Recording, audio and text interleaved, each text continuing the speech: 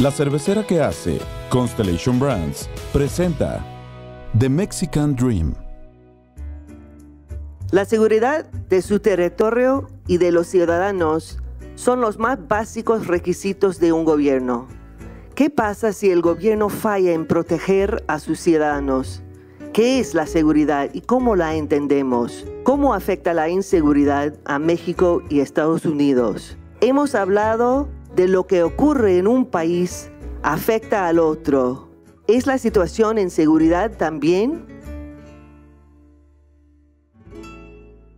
México está sumido en la desmemoria. ¿Seremos capaces de hallar lo que necesitamos recordar? Lidiet Carrión. Como canta Raúl Seixas en su canción Preludio, el mundo es de quienes hacen realidad sus sueños. Soy Roberta Jacobson, ex embajadora de los Estados Unidos en México. Sin importar dónde o cuándo realices tus sueños, soy Carlos Galina, especialista en política de Estados Unidos. Hay sueños que soñamos solos. Soy Mia Armstrong, periodista e internacionalista. Hay otros que se sueñan en conjunto. Soy Ruth Valladares, docente y chocolatera cultural. Esos son los que se hacen realidad. Soy Germán Santillán, un emprendedor que cree en la fuerza de los sueños de los más vulnerables. Me gustaría empezar con lo más básico. ¿Qué significa seguridad a ustedes? Germán, ¿qué significa la seguridad? Pues en lo personal, hablar de seguridad para mí es un concepto muy complejo, pero a la vez muy sencillo.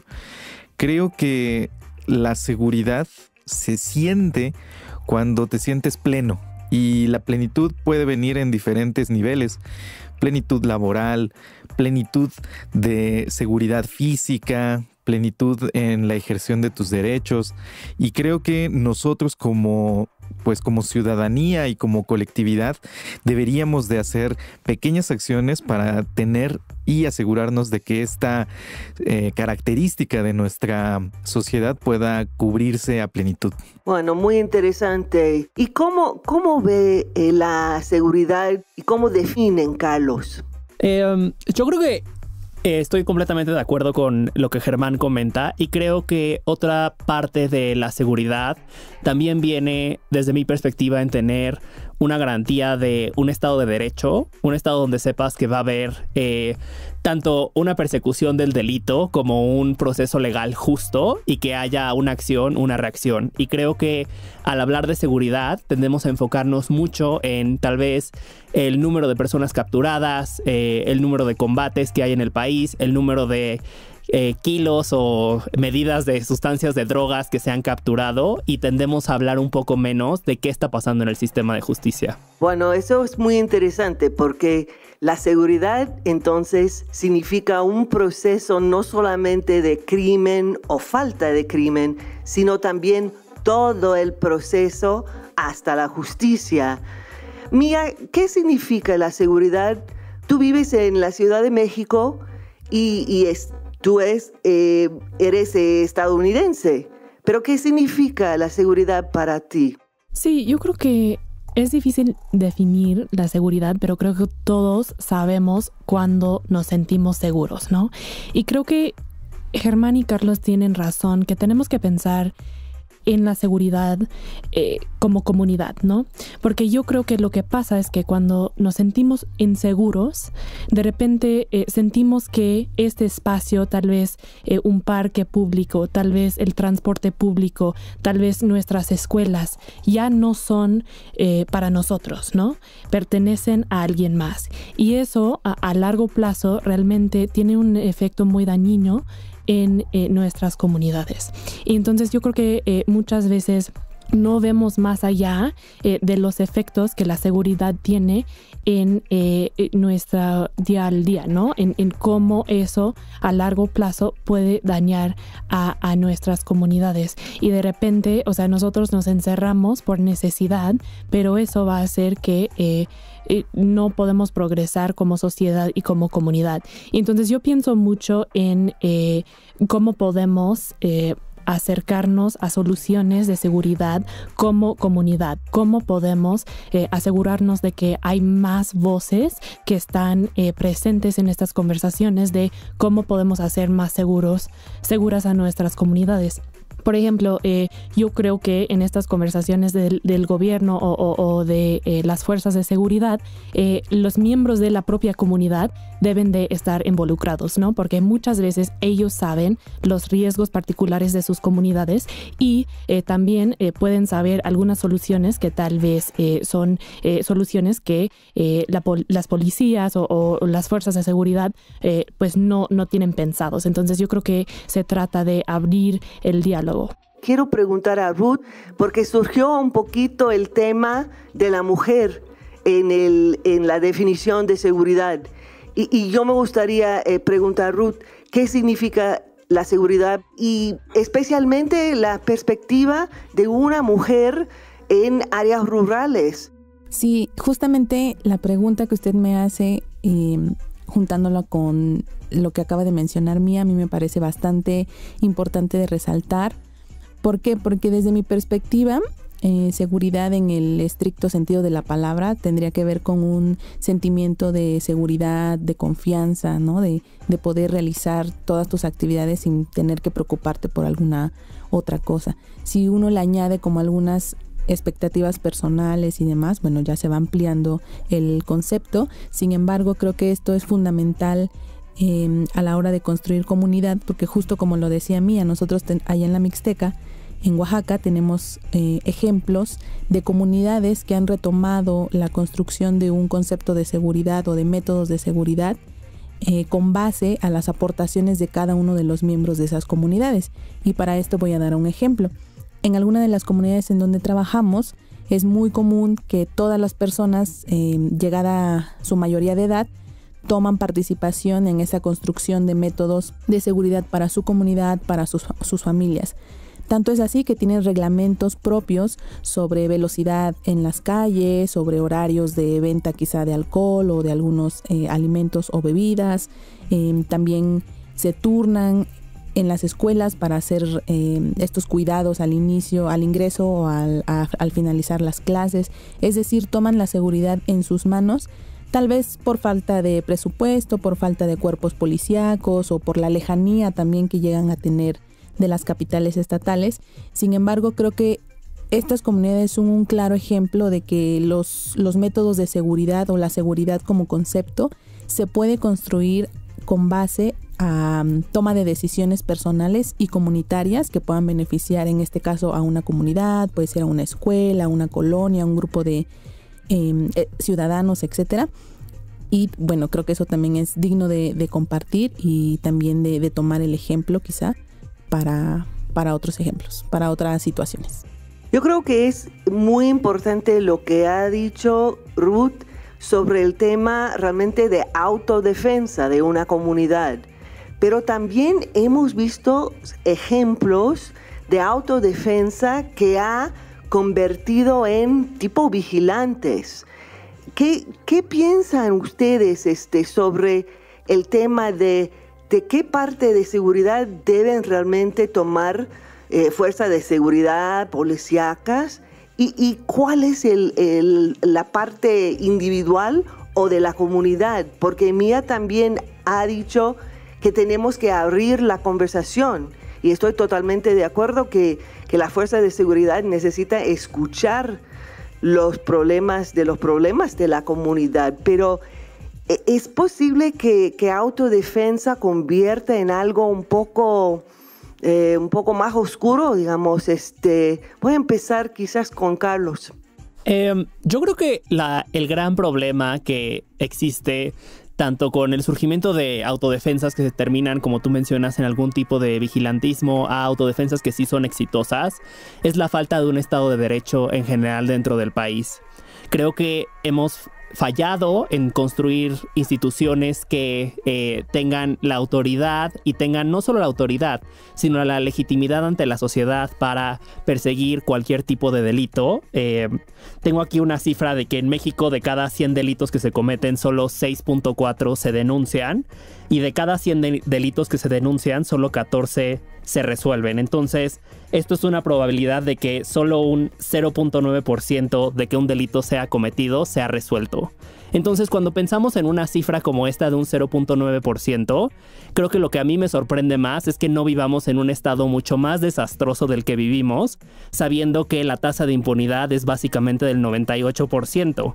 ¿Qué nos impide hasta este momento no estar en una ola de crimen diario? Creo que tiene que hablar más de la sociedad que en verdad de un sistema de justicia efectivo o un estado de derecho donde los ciudadanos se sientan incentivados a seguir la ley y respetarla. Así es. De hecho, a mí me gustaría añadir a lo que menciona Carlos, que evidentemente vivimos en una región bastante, quisiera decirlo, confundida sobre cómo es que está desarrollando sus capacidades de impartición de justicia.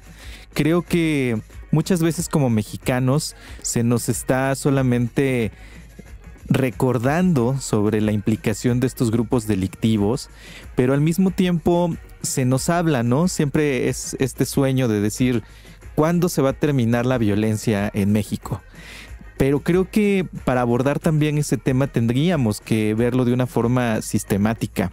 Hace algunos días pudimos platicar con una amiga que nos estaba platicando precisamente de cuál era el destino de las grandes riquezas de estos capos que son capturados en los Estados Unidos, ¿no? Cuando hablamos nosotros de el dinero que recauda el gobierno estadounidense de estos narcotraficantes, ahí pudiéramos encontrar una gran respuesta a la gran problemática sistemática que se tiene de seguridad. ¿Por qué? Y a mí me gustaría a lo mejor pues decirlo de forma muy sencilla, que es a lo mejor un narcotraficante se la pasa toda su vida creando estas redes, conexiones ilícitas en las cuales llena sus bolsillos de dinero, y cuando el propio Estado mexicano no actúa para detenerlo por las colusiones que, bueno, históricamente sabemos que han existido en nuestro país, llega esta parte en la que el problema empieza a abarcar diferentes naciones, en este caso Estados Unidos, y se me hace muy curioso ver cómo el mismo Estado, y a lo mejor me gustaría también preguntarte a ti, Roberta, qué piensas sobre esto, que de repente nosotros conocemos de casos, ¿no?, que se escuchan en la televisión de algún criminal que es detenido en los Estados Unidos y que, bueno, pues cumplen hasta cadenas perpetuas, pero vaya, digamos, todo ese recurso que alguna vez llegó a juntar este grupo delictivo se queda en ese país. ¿Qué es lo que sucede con esos recursos que son incautados en Estados Unidos? Porque creo que también esa es eso nos habla mucho de este gran sistema en el que estamos inmersos, y a veces cuando tú lo pones en una realidad en la que dices, bueno, el narcotraficante trabaja, digo, si se pudiera llamar eso trabajo, ahorra, reúne recursos y después esos mismos recursos llegan a las arcas de otro país, y de repente esa riqueza ya no sabemos qué le sucede a esos recursos, ¿no? En vez de que puedan aterrizar a la gente, ¿qué es lo que sucede? Bueno, es muy buena pregunta y a veces no muy claro para la ciudadanía, ni en los Estados Unidos ni tampoco en México. Yo creo que usualmente cuando captura un jefe de un grupo delictivo en los Estados Unidos, o se puede congelar los recursos de un grupo criminal en los Estados Unidos, hay un proceso no solamente de sacar el dinero y bueno, transferirlo, digamos, al gobierno de los Estados Unidos, sino también hay acuerdos entre los Estados Unidos y México y otros países, claro, en ese tema, para dividir los fondos. Toma muchísimo tiempo, no estoy segura exactamente cuál es la cifra para México y la cifra para los Estados Unidos, ese depende, pero la idea es dividir los fondos que fueron capturados de un grupo criminal, y los gobiernos pueden usar usualmente para más medidas de seguridad o justicia, pero realmente no hay demanda y no hay términos fijos en un acuerdo que los gobiernos tienen que gastar esos fondos de una manera específica. Así que muchas veces no sabemos exactamente en qué usan los gobiernos esos fondos, si es para mejor seguridad, más efectivos en las calles, etc. Pero yo creo que hay una cosa muy importante en eso, que es cuando captura un jefe de un grupo, ese grupo usualmente continúa a operar. Así que muchos han comentado que la estrategia de enfocar totalmente en los capos y en los jefes, a mí me parece que eso es realmente un mal entendimiento de la situación, porque esos grupos no funcionan solamente por razones de su jefe. Para mí, el crimen organizado, los cárteles de drogas operan exactamente como empresas transnacionales. Y si yo quisiera, por ejemplo, competir o ruinar a una empresa como cualquier, ¿no? Walmart o otros, yo no competir de manera de si sale el CEO, ya estamos listo y no funciona la empresa transnacional. Así que por eso yo creo que el punto de Carlos y otros fue realmente crucial, porque tenemos que ver a los cárteles como empresas transnacional y debemos enfocar en toda la cadena de suministro, en el dinero, la rentabilidad, y todos los que operan en esa organización. Y creo que para eso necesitamos no solamente la fuerza de seguridad, sino también las comunidades, ¿no? Porque las comunidades y las personas que están en las comunidades saben mucho mejor lo que está pasando, ¿no? Y ellos tienen que ser parte de la solución. Yo me gustaría preguntar si mucha gente dice que el Estado de Derecho funciona más o menos en los Estados Unidos, pero no funciona en México. Quizás es porque, no ha tenido tanto tiempo las instituciones o no sé, pero que se dice también que cuando gente de otros países cruzan la frontera, inmediatamente cumplen con la ley en los Estados Unidos, aunque quizás ellos no cumplen tanto con la ley en sus países de nacimiento. Una posibilidad puede ser porque ellos son indocumentados, no tienen documentos y no quiere ser parados por la policía. Pero hay otras razones por qué la seguridad funciona a veces en un país y no funciona en otro. Voy a empezar con Ruth. Creo que también mucho tiene que ver con lo que mencionaba Carlos anteriormente, estas estadísticas de impunidad y corrupción que existen, por ejemplo, en México, que sabes que aquí si cruzas la calle a mitad de la calle sin esperar el semáforo no va a pasar nada. O sea, tú cruzas y la vida sigue y no pasa nada.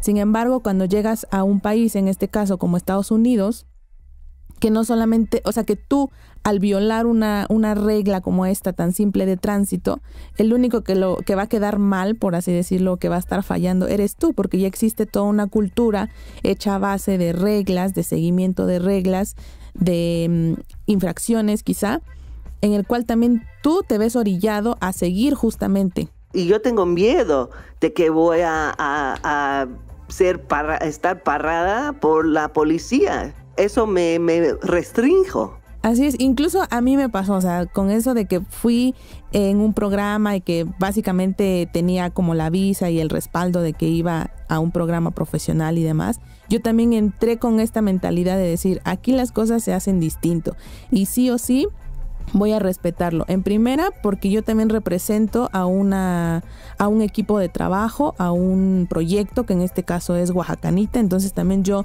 no me puedo dar el lujo de cometer una infracción o una falta a las reglas, en este caso viales. Si yo predico con un ejemplo, con un discurso de que hay que hacer las cosas bien, de que hay que trabajar por un bien común, entonces eso en una mentalidad personal me hizo poner muchísima más atención a seguir este tipo de reglas en un país que no era el mío y en un país en el cual se busca justamente como entrar en un molde de civilidad y demás. Entonces personalmente sí en mi mente me puse también ese chip de decir, no estoy en mi país, aquí si yo la riego en algo, sí va a pasar algo, no estoy en México. Digo, no quiero decir que aquí en México también me salto las reglas, pero vaya, aquí como que también vives en un estado como de más comodidad, de decir, bueno, no me vio el policía o bueno, con una mordida, ya, no pasa nada. Entonces creo que también tiene que ver con todo este esfuerzo histórico que han hecho como comunidad y como sociedad de cada vez ir encauzando mejor cada una de nuestras acciones. Y me gustaría escuchar un poco también, dando seguimiento a de lo que habla Ruth, a la perspectiva de Mía y Roberta, en el sentido de que sí creo que la falta del Estado de Derecho permea en la narrativa social. Y es tan simple como pensar que en México tendemos a aplaudir una frase como el que no tranza no avanza, el saltarse en una fila o el colarse en una fila mientras está esperando lo vemos como algo que se aplaude en el sentido de qué ágil fue esa persona, por qué no se me ocurrió. Y desde cosas tan simples como el diablito para colgarse de la luz hasta cosas muy complejas como lo podría ser la estafa maestra, creo que tendemos una idealización de la corrupción en el sentido de que como es permisible, hay que encontrar la manera también de esquivar el sistema. Y creo que un contraste que pude observar en mi experiencia en Washington fue que dentro de todo la cultura del Estado de Derecho sí permea en la mayoría de los ciudadanos estadounidenses, y desde cosas tan simples como ver a profesores salir de las aulas por un café y dejar a los estudiantes en pleno examen bajo la confianza de tal vez hagan trampa, pero si la hacen queda en ellos, hasta como dice Ruth, el respeto del día a día de la ley de pararse en un semáforo. Creo que es muy marcada la diferencia de cómo tenemos visibilizado el Estado de Derecho en ambas naciones, y me interesaría saber si cuando llegaron a México tuvieron este tipo de shock cultural de tanto sus primeros acercamientos con la corrupción como el entender que la corrupción de alguna manera es el aceite que mantiene la maquinaria del país funcionando hasta cierto punto. Muy buena pregunta, Carlos. Yo creo que parte, cuando yo llegué a México para vivir como embajadora, claro que sería muy difícil decir que, bueno, yo he vivido exactamente como viven todos los mexicanos y los americanos estadounidenses que viven aquí en México, porque la verdad es que como embajadora, la vida fue mucho más, más fácil en una manera, porque, bueno, yo tenía un chofer, tenía grupo de guardaespaldas, todos estaban listos para llegar a un lugar en la ciudad a otro. Fue una vida muy, muy privilegiada, y yo creo que por eso no soy la mejora de hablar sobre cómo se siente los mexicanos vivir aquí todos los días. Ahora estoy viviendo en San Miguel de Allende parte del año y no tengo seguridad, no tengo chofer, no tengo nada. Tengo que hacer todas las cosas normales que yo hice en los Estados Unidos. Y yo creo que yo he enfrentado por la primera vez estas cosas con que viven los mexicanos todo el tiempo. Por ejemplo, nosotros, mi marido y yo, tuvimos un pequeño accidente en una carretera cerca de Querétaro hace algunos años, y fue interesante porque tuvimos francamente que pagar algo que fue definido como multa antes de salir, pero multa sin papel, sin formulario y en efectivo. Y bueno, quizás fue multa, quizás fue mordida, pero después de 4 horas al lado de la carretera queríamos nosotros salir. Así que eso fue algo interesante para mí como experimento sociológico, pero pero mucho más importante cómo afecta a todos los mexicanos quizás todos los días. Yo creo que una de las cosas más importantes en los Estados Unidos es que tenemos ejemplos de figuras públicas que han sido juzgados por corrupción pública. Tenemos incluso una sección del Departamento de Justicia bastante grande que investigan y persiguen crímenes de oficiales públicas. Así que yo creo que eso es muy importante, vincular la situación en que vivimos todos los días con la impunidad que vemos en un país como México, porque si no tenemos ejemplos públicos de la justicia de oficiales de bastante alto nivel, puede ser, hasta federal en la Casa Blanca o en otros lugares, o gobernadores como en Ohio, que fue sentenciado a la cárcel. Si no tenemos esos ejemplos, la gente cree legítima, para mí, la gente cree a veces, bueno, ¿por qué no hago eso también? Sí, yo tampoco creo que soy la mejor persona para hablar sobre el Estado de Derecho en México, porque como Roberta, yo vivo una vida muy privilegiada en México, pero cuando Ruth estaba hablando, empecé a pensar como en la otra cara de la moneda, que son los estadounidenses que vienen a México, ¿no? Y como nosotros seguimos o no las reglas o las costumbres que tienen en México. A mí me ha impactado muchísimo durante la pandemia ver la cantidad de estadounidenses que están en restaurantes, en la calle, en lugares públicos, sin cubrebocas. Y entiendo que las reglas en México y las reglas en Estados Unidos acerca del uso de cubrebocas pueden ser diferentes. Pero pues aquí en México, en mi experiencia por lo menos, la mayoría de la gente, incluso en la calle, incluso cuando estás en un parque, incluso cuando estás corriendo en un parque, la mayoría de la gente lleva puesto su cubrebocas, ¿no?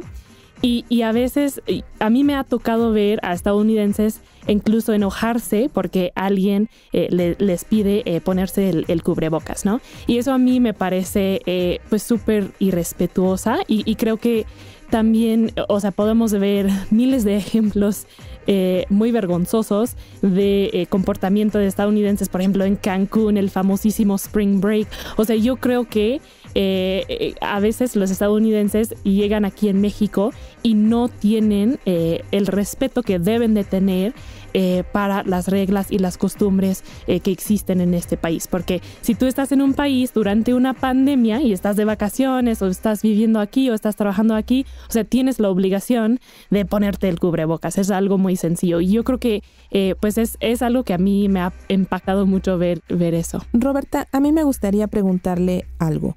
Usted ha tenido la oportunidad de participar y de trabajar en distintas áreas de la política exterior de los Estados Unidos.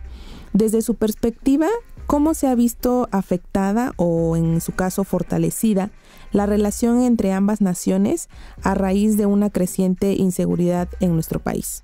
Yo creo, Ruth, que eso es una pregunta muy importante porque me preocupa muchísimo que todavía no estamos cooperando de la manera más efectiva en seguridad.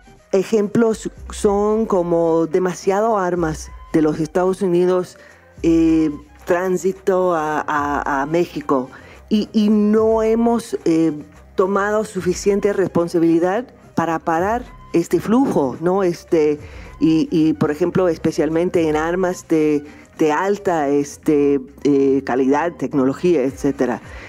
Insuficientes programas en los Estados Unidos de tratamiento de adicción. Podemos discrepar en quién tiene la culpa, ¿no? Los que proveen las drogas o los que usan. Pero a mí me parece que eso es un ejemplo perfecto de un problema transnacional, binacional, con soluciones que solamente funcionan si estamos actuando de manera cooperativa, de manera juntos.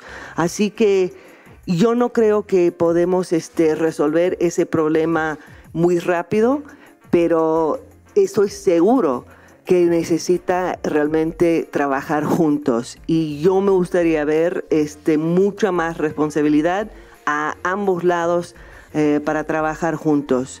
Yo creo que realmente ha sido una discusión, un debate profundo y muy importante para México y para los Estados Unidos.